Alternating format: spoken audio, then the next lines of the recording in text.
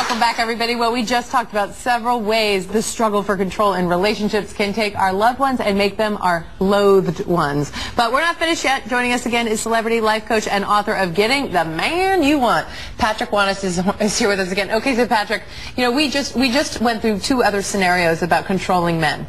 But we have another one. I said you had some stuff up your sleeve. Stickier situations now. So let's see the first one. Oh my gosh, 4 missed calls? I never heard my cell phone ring. Ugh, it's just Dave. I'm not calling him back. He can wait. Why didn't she ever call me back or return my email? God, I felt we were getting so close. Why is she ignoring me? I don't know. Why is she not calling back, and why is she ignoring him? This is where the woman's playing the power struggle, and every time he gets too close emotionally, what does she do? She pushes him away. Yeah, you take him down. I'm just kidding. And that's her way of avoiding the fear of rejection or the potential pain of rejection. It's her fear of intimacy. So how does she control him? She lets him get close, then she pushes him away for no apparent reason. He's done nothing wrong. He's given her no reason to be pushed away, but she's doing it to protect herself. Maybe she doesn't really like him.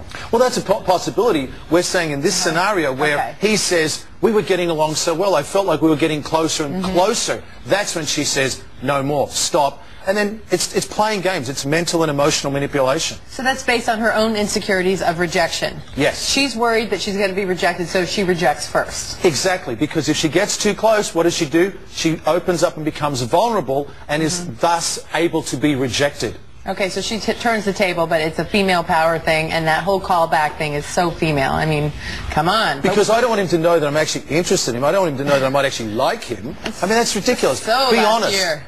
Yes, it is. So passe. Wink, wink, wink. The idea is to be open and honest. And the more open and honest you are, the more open and honest the other person will be back. Oh, wait. Okay, well, let's see what the next scenario is in honesty. I love the show Charlie's Angels. Look at the legs on Cameron Diaz, and look at the curves on Drew Barrymore. Hey, did I tell you that Ellen hit on me at happy hour the other night? She does it all the time. Too bad she's married. I cannot believe you just said that to me.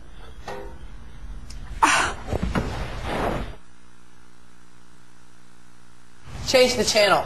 Change the channel. That'll work. Or change the man. Change the man. Change the man. So what he's doing there is a classic case of trying to make her feel jealous. It's an indirect way of saying, you're not good enough. See how hot she is, how beautiful and sexy she is, but you're not. And that's another way that he puts her down, makes her feel inferior, lowers her self-esteem, so that he can feel more confident and better about himself. But women do the same thing. I mean, women really are bad at that. Hey, you're not jealous of me? Well, I'm going to tell you, this guy hit on me, and this guy hit on me, and I'm popular with, you know, women. They're both wrong. You're right. They're both wrong.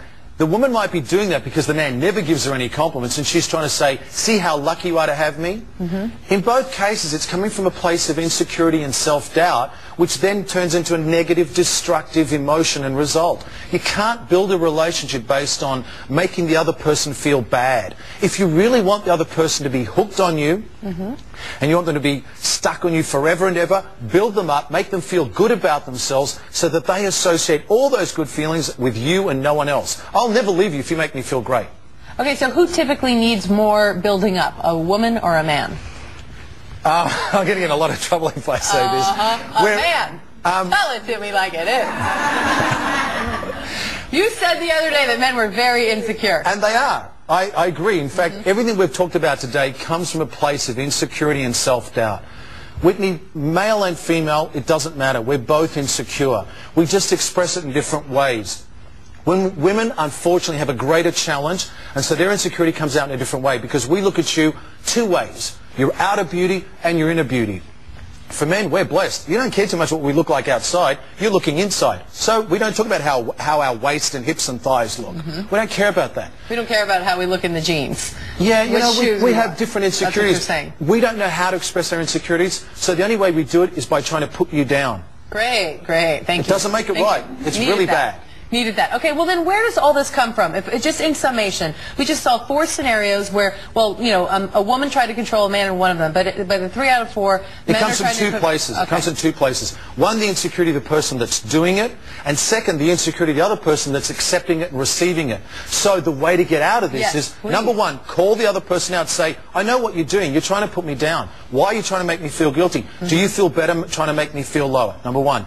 Number 2, put some safety in the relationship. So that means tell the person, look, I love you. I'm happy with you. You are the person I want to be with. Number 3, build your own self-esteem. You've got to like yourself. Every relationship begins with you. The more you like yourself, the better you feel about yourself. That's how the other person's going to respond to you. Stop seeking the other person's approval. It's okay to receive reassurance, but don't set out creating your whole day based on getting the approval and acceptance of someone else. Finally, if you're giving it all you got, and you're doing your best, and the other person still continues, for their own reasons, to play those games and act out those ploys, it's time to respect and love yourself and walk. Yep, get those shoes that you're asking him which one to pick, and put them on and walk, honey. That's right. Okay, Patrick, thank you so much. Give it up for Patrick.